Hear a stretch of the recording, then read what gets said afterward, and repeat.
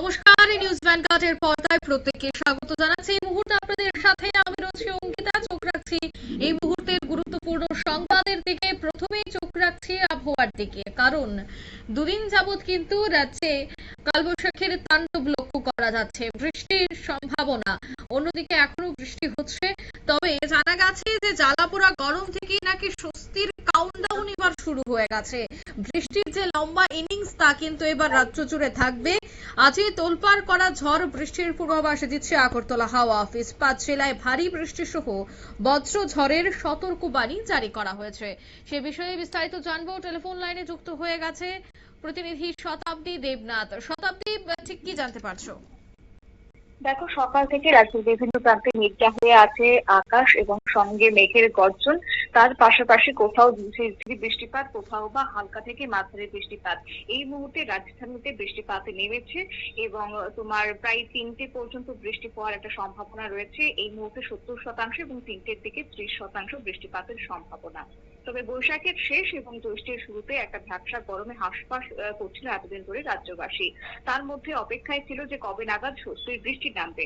দেখো, একদিকে বাতাসে অতিরিক্ত আর্দ্রতার কারণে গত কয়েকদিন ধরে বিক্ষিপ্ত বৃষ্টি রীতিমতো স্বস্তি এনে দিতে পারেনি রাজধানীতে কিংবা রাজ্যের বিভিন্ন প্রান্তে। যদিও আবহাওয়াবিদরা জানাচ্ছেন যে এবার তোমার একটি এলনিনোর একটা প্রভাব পড়তে পারে এবং বড় আশার আলো দেখাচ্ছে আবহাওয়া দপ্তর। যে মডেলের পূর্বাভাস দেওয়া হয়েছে আর মাত্র 3টে দিন, তারপর থেকে এক ধাক্কায় বেশ খানিকটা কমতে চলেছে তাপমাত্রা।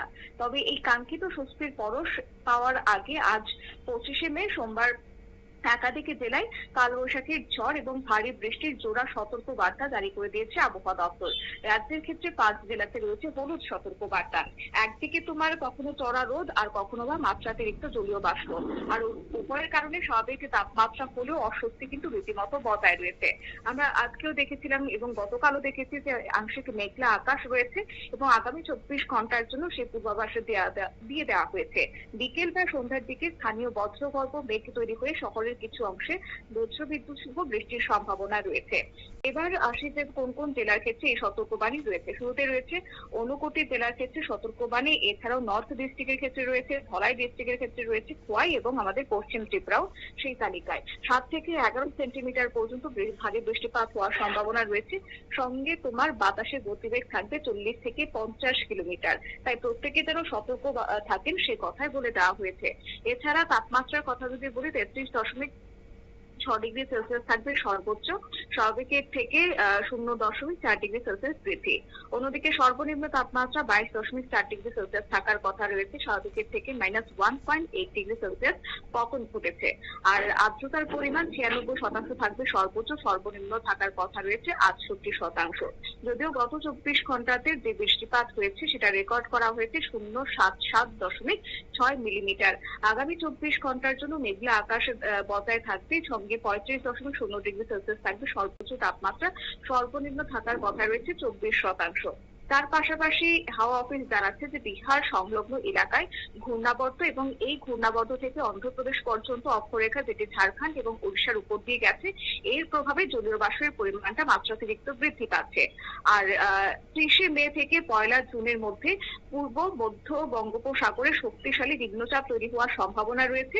তবে সেই নিম্নচাপ প্রাথমিকভাবে উত্তর পশ্চিম দিকে অগ্রসর হলেও সেটা পরবর্তী সময়ে কোন দিকে অগ্রসর হবে সেটা এখনো স্পষ্ট জানানো হয়নি এবং তার প্রভাব কোন কোন রাজ্যের ক্ষেত্রে পড়বে সেটা কিন্তু খুব একটা স্পষ্ট নয়। তবে হ্যাঁ, অবশ্যই অপেক্ষা করতে হবে এবং আজকের এই দিনটা অবশ্যই সতর্ক থাকতে হবে রাজ্যবাসীকে। অঙ্কিতা, একদমই ধন্যবাদ। অর্থাৎ আজকের এই দিনটা নিয়ে কিন্তু অবশ্যই প্রত্যেককে সতর্ক থাকতে হবে। যারাই বাড়ি থেকে বেরোবেন তারা অবশ্যই আবহাওয়া একবার দেখে বেরোবেন, কারণ 5 জেলার জন্য বজ্র সহ বৃষ্টিপাতের সতর্কবাণী এবং এই যে বৃষ্টি বা বজ্রপাত তার ইনিংসটা কিন্তু লম্বা হতে চলেছে। নিয়ে নিচ্ছি ছোট্ট একটি বিজ্ঞাপন বিরতির, সঙ্গে থাকুন।